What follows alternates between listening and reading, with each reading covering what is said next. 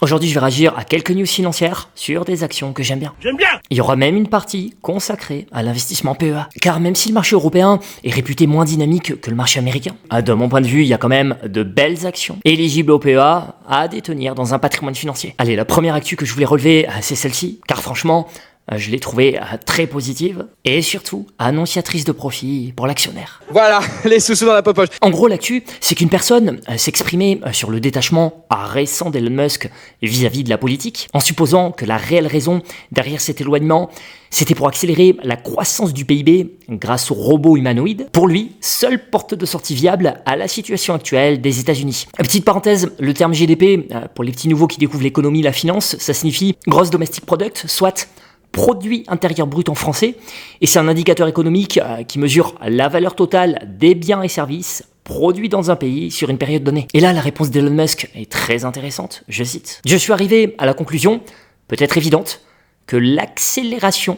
de la croissance du PIB est essentielle. Ça sent bon cette histoire. Et pour augmenter le PIB, j'ai pas besoin de vous faire un dessin. Elon Musk va se concentrer à fond sur les robots humanoïdes. Et qui produit aujourd'hui l'un des robots humanoïdes les plus prometteurs? C'est Tesla avec Tesla Optimus. Putain, c'est bon ça. L'autre news très positive que je voulais croiser, c'est celle-ci. Elon Musk qui déclare, je cite, « Je suis de retour pour passer à 24 heures sur 24, 7 jours sur 7, au travail, et à dormir dans des salles de conférence, de serveurs ou d'usines. Je dois être super concentré sur xAI et Tesla, plus le lancement de Starship la semaine prochaine, car nous avons des technologies critiques en cours de déploiement. Si je tenais à réagir à cette news, c'est parce qu'investir en bourse, c'est aussi investir dans un capitaine d'industrie. Et personnellement, lorsque je vois ça, à mes risques, même si j'aurais quelques raisons effectivement de sécuriser ma PV, j'ai franchement pas envie de me séparer de cette position acquise sur Tesla en mars dernier. Surtout que là, avec Elon Musk qui revient à fond dans ses entreprises,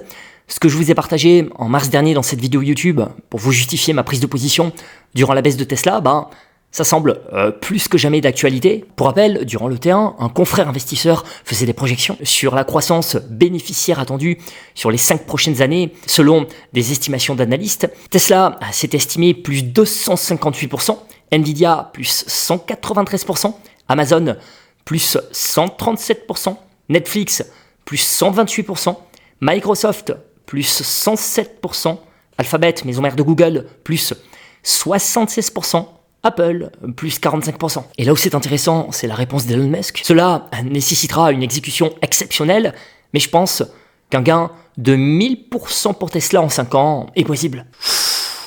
Alors bien sûr, le gars est connu pour faire des projections qui vendent du rêve, mais n'oublions pas, le gars est aussi connu pour rendre concret certains de ses projets. Et lorsque vous combinez le potentiel du marché des robots taxis plus le potentiel du marché des robots humanoïdes, vous arrivez vite à la conclusion que si le déploiement de ces nouvelles technologies est bien réalisé, c'est pas si déconnant comme espérance de gain. Voilà, les sous-sous dans la popoche. Surtout lorsque vous avez en face un capitaine d'industrie qui redevient aussi impliqué dans ces entreprises. Alors, en parlant de capitaine d'industrie impliqué, autre action que je continue d'apprécier malgré la morosité et sur laquelle je voulais donc partager de l'actualité, c'est LVMH, Moët & Louis Vuitton. Oui, on va pas se mentir, pour mon plus grand regret, le luxe est clairement à la peine en ce moment. Et oui, la belle croissance des précédentes années sur le secteur luxe ne semble pas amener à se répéter à court moyen terme en tout cas. Maintenant, n'oublions pas que LVMH est entre les mains d'un des meilleurs capitaines d'industrie au monde. Et le point commun que partagent tous les bons capitaines d'industrie et les groupes familiaux dont LVMH fait partie, c'est la vision long terme. Donc si comme moi, et je le comprends, vous êtes impacté par la baisse de LVMH, première chose, je vous invite à relire mon message du 19 mai, accessible librement via ma newsletter, premier lien en description, car je partage un principe clé de l'investissement. Et deuxième chose, je vous invite vraiment à arborer le même état d'esprit long terme que Bernard Arnault. Un esprit d'entrepreneur qui vise le long terme. Donc les variations des bourses et tout cela, on suit ça avec un certain détachement. Alors en parlant de groupe avec une belle vision long terme, sur PEA, j'aimerais aussi citer Robertet, qui en ce moment fait l'actualité. À l'occasion d'un séminaire investisseur organisé jeudi dernier, Robertet, premier producteur mondial d'ingrédients naturels, a présenté ses objectifs à 5 ans, ce qu'il en ressort à niveau business, c'est que le chiffre d'affaires devrait se situer entre 1,1 et 1,2 milliard d'euros à cet horizon, soit 40% de plus qu'en 2024. Pas mal, non? C'est français. Alors, on est d'accord, une projection n'est pas gage de vérité, mais en tout cas, moi, ça fait toujours partie de mes actions françaises préférées. La dernière fois que je suis entré sur cette valeur PEA, c'était en novembre 2023 à 756 euros, achat partagé en vidéo YouTube. Cette action PEA est montée jusqu'à près de 1000 euros à fin 2024, et depuis, grosse pression baissière, et là, l'action traîne la patte. Sur le papier, cette pression baissière est séduisante, car d'un point de vue fondamental, Robertet reste toujours en 2025 un excellent dossier. Par contre, et c'est pour ça que je tenais à faire un update, avec la sortie de son capital à fin 2024 de DSM Firmenich, on va pas se mentir non plus, le dossier Robertet a perdu un poil de son attrait spéculatif. Pour rappel, Firmenich était entré à fin 2019 dans le capital de Robertet, et dans la mesure où c'est un concurrent de Robertet, le marché avait alors spéculé sur une potentielle offre publique d'achat, #OPA sur Robertet, puisque, pour rappel, Robertet est spécialiste de l'approvisionnement et de la transformation de matières premières végétales en extraits naturels. Ces extraits sont ensuite utilisés pour la création de parfums, d'arômes pour les produits pharmaceutiques et alimentaires, ou encore d'actifs entrant dans la composition de produits de santé et de beauté. Ce positionnement de niche avait donc tapé dans l'œil de Firmenich fin 2019, et quelques mois plus tard, en février 2020, il y a même un autre concurrent suisse, Gévaudan, qui avait pris 4,7% du capital de Robertet. Ce qui n'a fait, vous vous en doutez, que renforcer les spéculations d'OPA autour de Robertet. Mais là, comme tout est tombé à l'eau, forcément, il y a moins de mouvement sur l'action, c'est pour ça qu'elle traîne la patte. Parce que comme l'action a perdu de son attrait spéculatif, en toute logique, elle excite beaucoup moins les financiers. Maintenant, moi, je tenais à faire un petit update. Robertet, ça reste une valeur de fonds de portefeuille que je continue d'apprécier. Et d'ailleurs, je suis pas le seul. Je lisais une note d'analyse toute fraîche de l'équipe Investir datée du 26 mai. Je cite la conclusion de la note. La feuille de route à 2030 a été appréciée des investisseurs.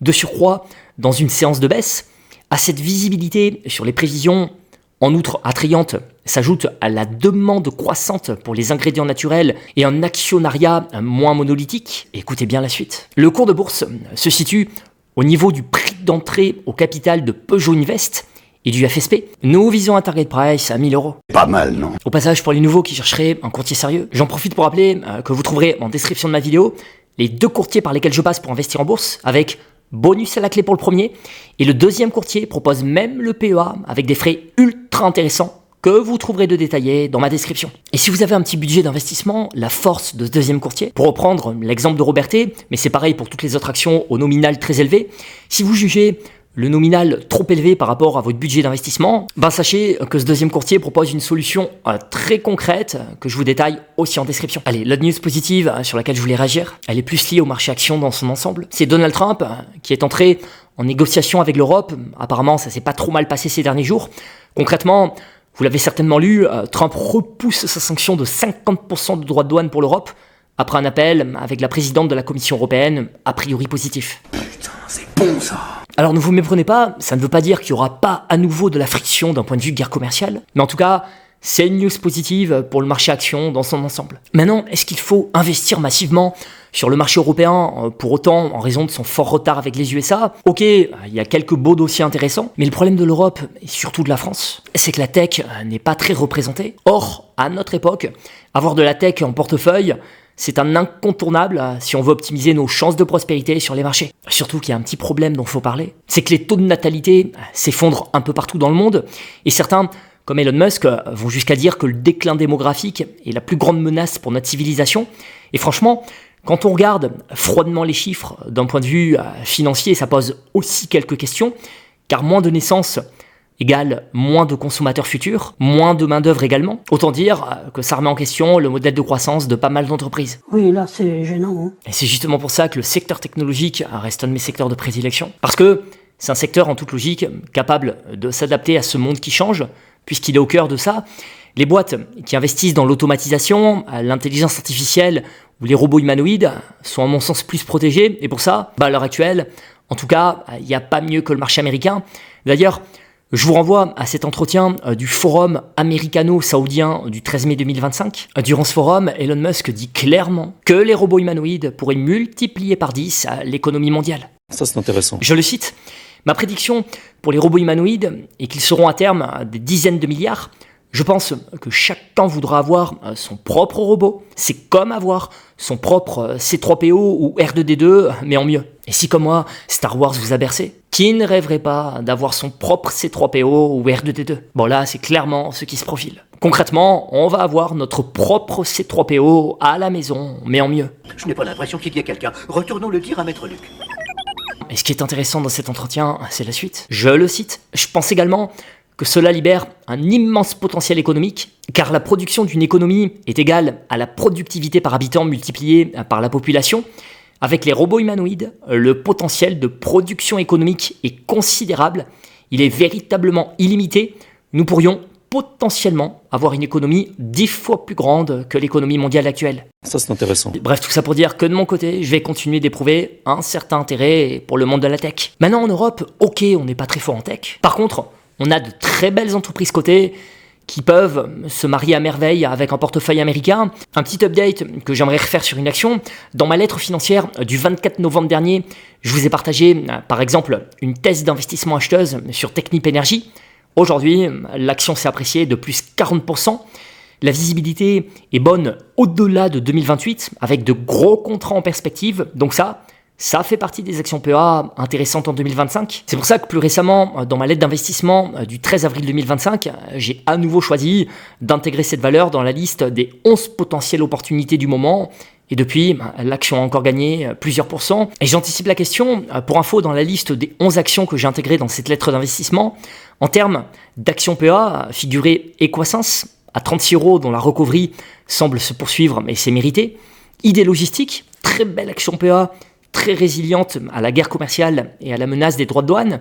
LDC, le champion de la volaille. Et KPN, un opérateur télécom coté à Amsterdam, qui devrait tenir ses prévisions en 2025 et qui offre un bon rendement. Et tout comme ID Logistique, c'est un groupe plutôt résilient à la période de guerre commerciale, car le groupe est positionné sur un secteur défensif, celui des télécoms, que l'on peut considérer comme insensible aux droits de douane de l'administration américaine. Vous voyez tout ça, ça peut être des actions pertinentes en guise de diversification. En complément, je le redis, de la tech américaine, bien sûr, la liste n'est pas exhaustive, donc n'hésitez pas à partager d'autres idées d'actions qui vous semblent pertinents. En Europe, par exemple, je pourrais aussi citer Novo Nordisk, qui prend très cher en ce moment.